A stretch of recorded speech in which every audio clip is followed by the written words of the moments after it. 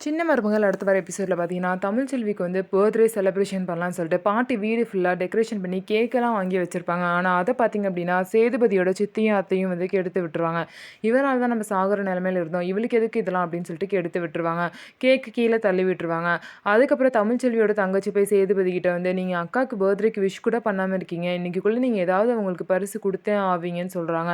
நீ அதெல்லாம் நினச்சிட்டு இருக்காத போ அப்படின்னு சொல்லிட்டு. ஆனால் சேதுபதி ஒரு பெரிய விஷயத்த தமிழ்ச்செல்விக்கு மறக்க முடியாத ஒரு விஷயத்த பண்ணியிருக்காரு.